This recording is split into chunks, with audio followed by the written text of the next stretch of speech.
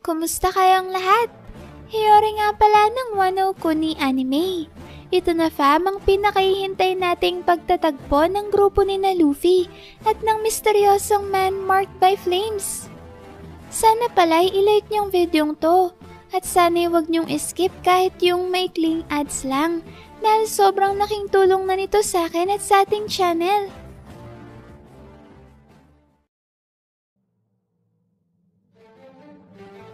Ang chapter 1139 ay pinamagatang Mountain Eater o Yamogurai sa wikang Hapon. At sa pagpapatuloy nga fam ng cover story ni Yamato sa Wano ay makikita natin si Hushu sa loob ng kanyang secret hideout. Nakaharap ang dalawang misteryosong karakter na nakatakip sa anino. Dito fam ay nasa akto na si Hushu ng paghugot ng katana ni Yasui na ninakaw ng kanyang grupo mula kay Yamato. At habang naghahanda na nga si Hushu sa pag-atake sa dalawang misteryosong karakter, ay malalaman natin na sila pala ay tinuturing ng grupo ni Hushu na mga rebelde. At base nga fam sa itsura ng kanilang aninot sa mga sungay na makikita natin sa kanilang ulo, ay ating mahihinuha na ang magkapatid na sina Ulti at Page 1 ang dalawang rebeldeng to. Marahil fam ay hindi sang-ayon ng magkapatid na Tobiropo sa kung anumang iligal na operasyon ang sinasagawa ngayon ni Hushu sa Wano, kaya naman pinagsikapan silang mahuli ng grupo nito. Pagkatapos naman ng cover story na yan fam, ay dumako na tayo sa nakakapanabik na mga kaganapan sa mismong chapter. Dito'y makikita natin ang grupo ni na Luffy na patuloy ang paghahanap sa susi para sa kadena ni Prince Loki sa loob ng Orist Castle. Sinabi kasi sa kanila ng dalawang Guardiang Giants na hindi rin nila alam kung saan nakatago ang susi ng Accursed Prince. Kaya naman walang magawa si na Luffy, kundi ang ipagpatuloy ang kanilang paghahanap sa loob ng dambuhalang kastilyo. Yun nga lang fam, dahil nga sobrang laki at lawak ng Orist Castle, ay hindi pa rin nila makita kung nasaan ang susi ni Prince Loki. Sa gitna naman ng paghahanap ni na Luffy, bigla silang napunta sa throne room na siyang silid kung saan matatagpuan ang trono ni King Harald. Pagkapasok ng grupo ay kagad nilang napansin ang isang butas sa kisame at sa mismong ilalim naman ng butas ay makikita ang isang magic circle na nakaguhit sa gitna ng sahig ng throne room. Dito ay kagad na inobserbahan ng grupo ang nasabing magic circle. Habang si Luffy naman ay napatanong kung ano bang bagay na ito na nakaguhit sa lupa. Nagpaliwanag naman si Nami at sinabing ito raw ay isang magic circle na kagaya ng mga nababasa nila sa ilang libro. Sinabi ni Nami na may mga bansa raw na gumagamit ng magic circle upang magsagawa ng isang uri ng ritual na may kakayahang makatawag ng mga demonyo o kung ano pa mang klase ng nilalang. Yung tinutukoy dito ni Nami fam ay ang ritual na ginawa ng mga mamamayan ng Harahetanya Kingdom upang tumawag ng demonyo na maghihigante sa Long Arm Tribe na walang tigil na umaatake at nagnanakaw sa kanilang kaharian. Subalit lingid nga sa kaalaman ng mga tao ay hindi talaga nagtagumpay ang kanilang ginawang summon circle. Bagkus ay nagkataon lang talaga na pinalipad ni Kuma si Brook papunta sa kanilang isla. At sumakto lang talaga na nagsagawa sila ng summoning ritual sa mismong pagkakataong yun. Bumagay din naman kasi talaga ang itsura ni Brook fam at mukhang nanggaling talaga siya sa underworld. Kaya naman inisip ng mga taga Harahetanya Kingdom na nagtagumpay nga ang kanilang ritual at si Brook ang sinamo nila na Diablo. Nakakatawa rin naman na sinakyan lang ni Brook ang maling pag-aakala na ito ng mga mamamayan. Kaya sinamantala niya kagad ang sitwasyon at humiling na ipakita ng mga tao ang kanilang mga underwear. Pero hindi nga tulad sa nangyari sa Harahetanya Kingdom, ay totoo talaga ang summon circle na ginamit ng Holy Knights kung saan matagumpay nga silang nakapag-teleport sa loob ng Elbaf. Sa pagpapatuloy naman ng chapter ay tinanong ni Rodo si Nami kung bakit raw kaya biglang nagkaroon ng nakakatakot na summoning circle sa loob ng Royal Chamber ng Orist Castle.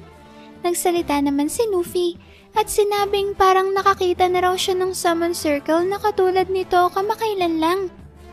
Yung natatandang summon circle ni Luffy dito fam ay yung ginamit ni Saint Saturn at ng iba pang 5 elders upang makapag-teleport sa loob ng isla ng Egghead.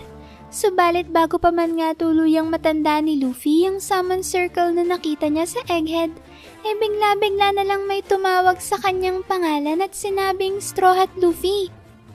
Nagulat naman si Luffy dahil inakala niya ngang mga demonyo na ang siyang tumawag sa kanya. Kagad rin namang pinagpawisan si Rodo dahil sa sobrang takot na iniisip na baka nga mga totoong demonyo na ang tumatawag kay Luffy. Hindi naman tulad ni Rodo ay nanatiling matapang at kalmado si Nami na sinasabing hindi raw totoong nag-e-exist ang mga demonyo, kaya naman hinanap niya kung sino bang tumatawag sa kanyang kapitan. Muli namang nagsalita si Rodo at sinabing hindi raw kaya ang mga espiritu na ng mga yumao ang pinagmumula ng tinig na yon. Pagkasabi naman ito ni Rodo ay bigla na lang may lumipad na malaking palakol papunta sa kanilang direksyon. Bahagya naman itong naiwasan ni Rodo, habang sina Luffy at Zoro naman ay tumalon mula sa palad ni Rodo. Mabilis namang nakuha ni Luffy ang katawan ni Nami bago pa man ito mahulog at bumagsak sa lupa. At pagkatapos yan fam, ay pinuubaya na ni Luffy kay Zoro si Nami na kinarga naman ito gamit ang kanyang mga braso. Sa puntong ito na fam pinakita kung sino nga bang misteryosong individual na tumawag kay Luffy at ang nagbato sa kanila ng malaking palakol. Dito na nga rin natin fam makikita sa wakas, nakapareho pala ito ng misteryosong individual na naglalakad papalapit sa Oros Castle sa nakalipas na chapter at sa misteryosong karakter na naghihintay sa pagdating ni na Luffy sa Elbaf. Siya fam ay walang iba kundi si Scopper Gaban ng Roger Pirates at dito ay opisyal na ngang pinakilala sa chapter si Gaban bilang si Yasan, isang normal na tao at dating pirata na naninirahan sa Warland. Bagaman nga Yasan ang pinakilalang pangalan ni Gaban sa chapter, ay kitang-kita pa rin naman na siya si Scopper Gaban na nakasama ni na Roger at Rayleigh sa mahalamat na crew ng Pirate King. Katulad nga sa flashback ni Oden ay ganun pa rin ang itsura ni Gaban. May mahabang buhok at nakasuot ng sunglasses. Yun nga lang ay bukod sa mas matanda na siya ngayon, ay meron na rin siyang mahaba at makapal na balbas na nakatrinta sa gitna. Ang pinaka-interesanteng bagay naman na mapapansin natin sa itsura ni Gaban ay ang peklat sa kanyang noo. And guess what fam, kung anong itsura nito?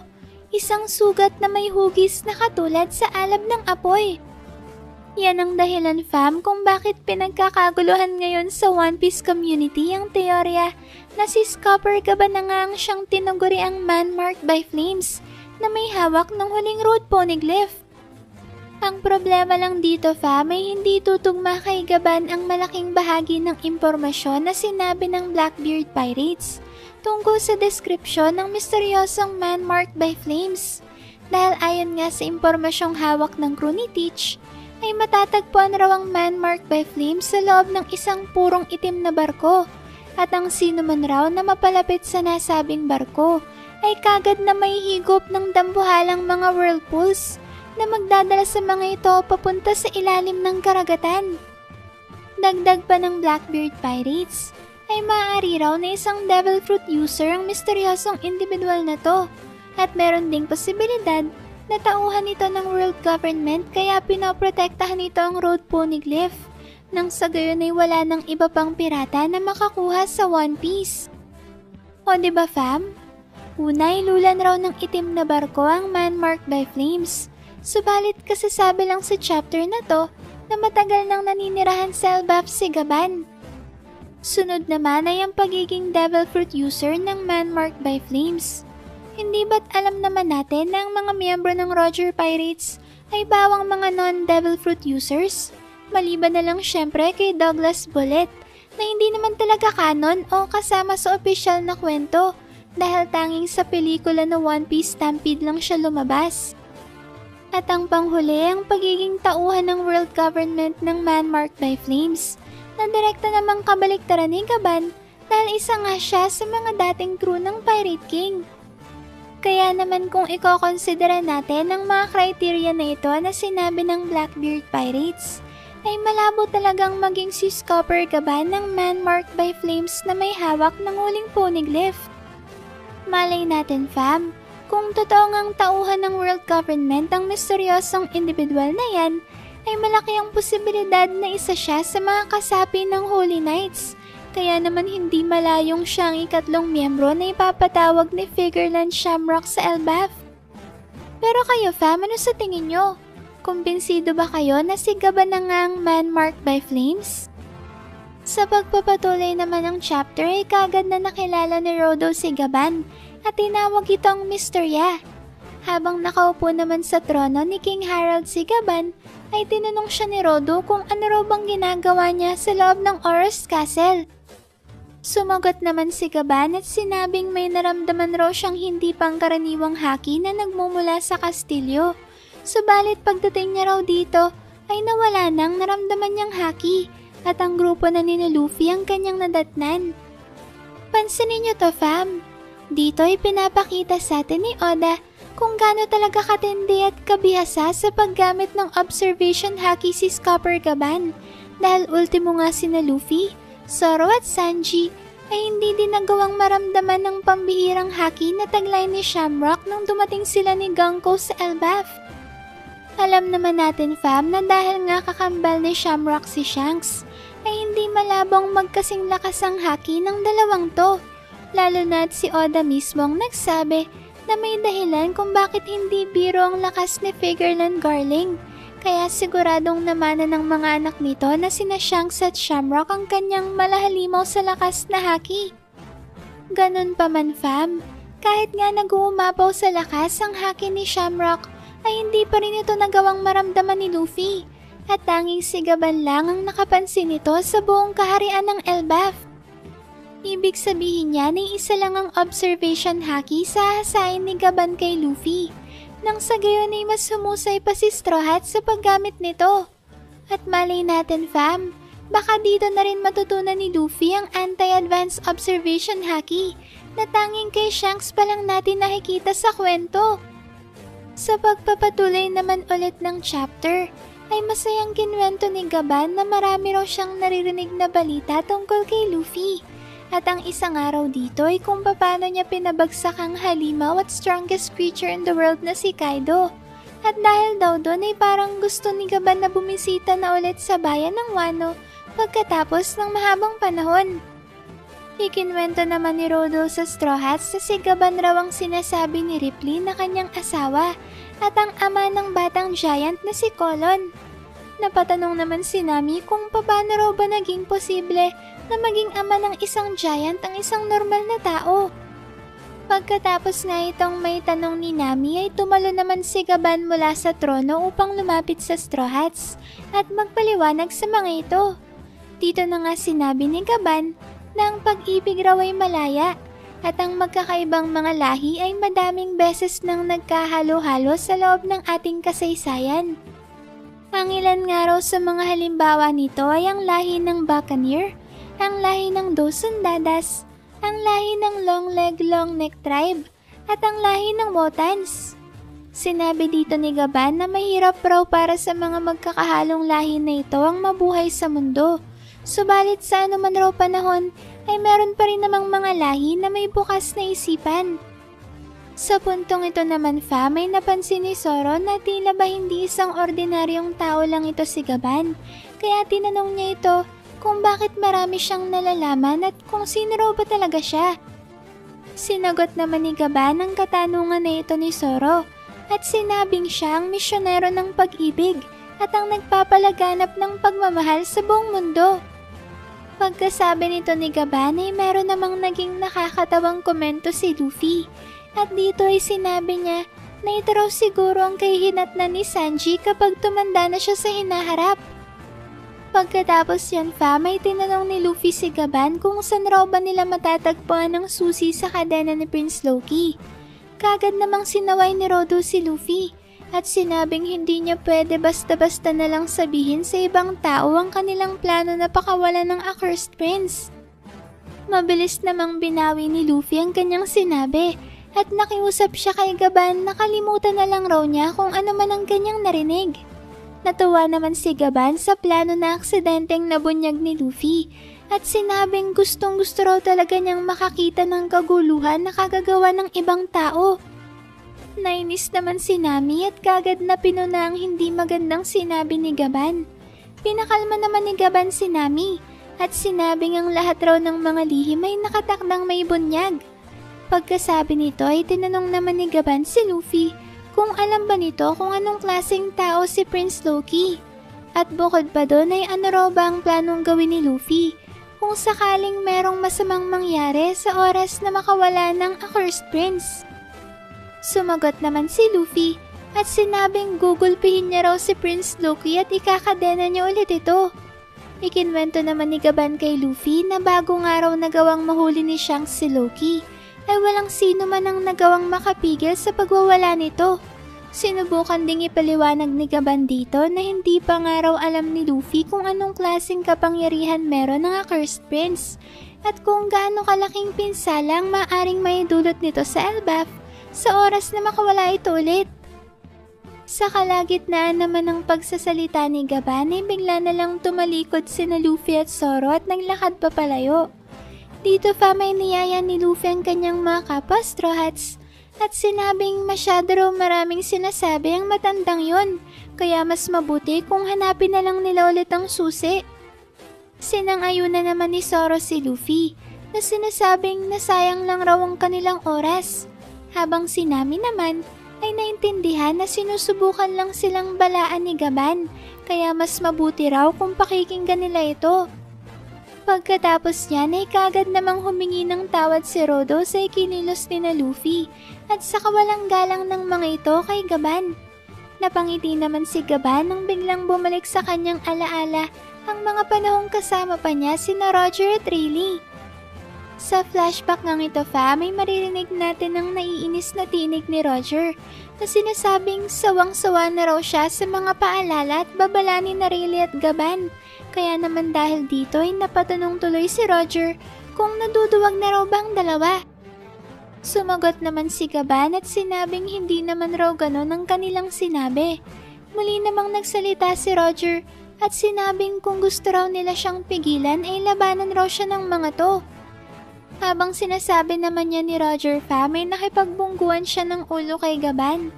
Galit namang sumagot si Gaban kay Roger at sinabing gusto niya lang raw maunawaan nito ang mga panganib na magiging bunga ng kanyang padalos-dalos na aksyon.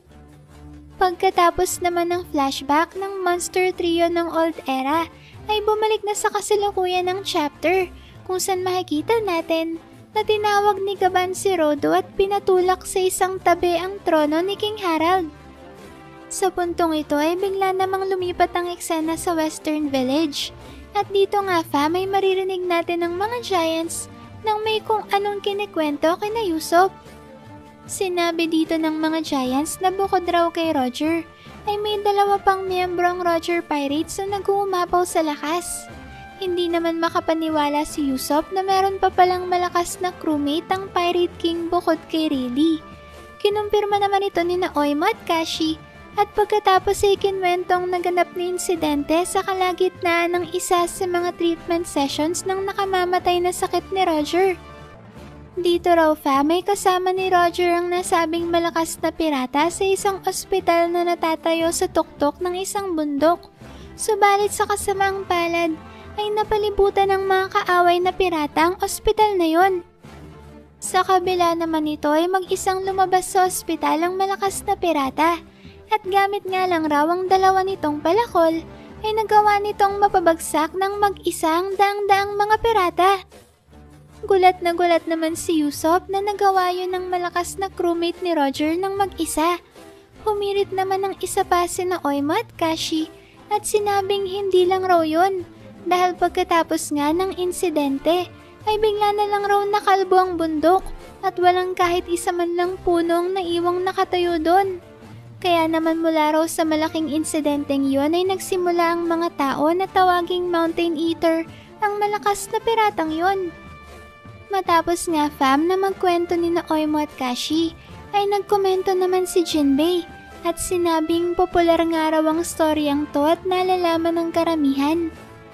Muli namang nagsalita sina Oimo at Kashi at sinabing ang malakas na piratang ito raw ang siyang nagsisilbing kaliwang kamay ng Pirate King at kasing lakas ng first mate nito na si Silvers Rayleigh.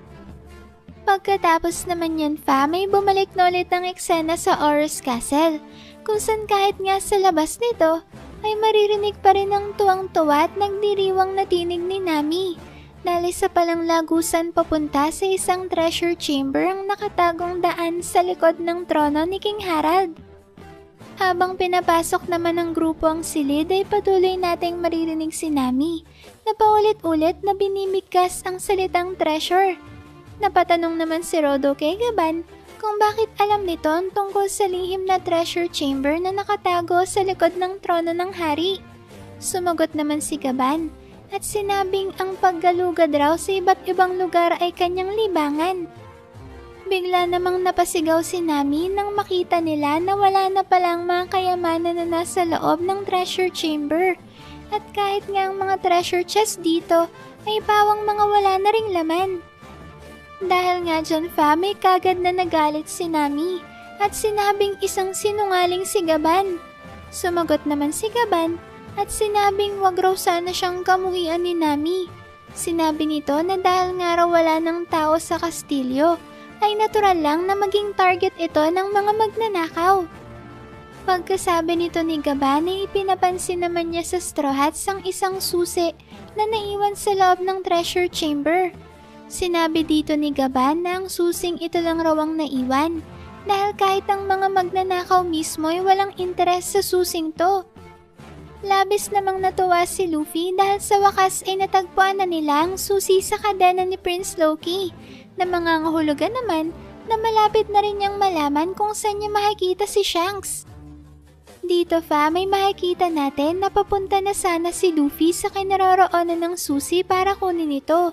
Subalit bigla na lang sumulpot si Gaban sa harapan ng susi kaya nauna siyang kuhain ito.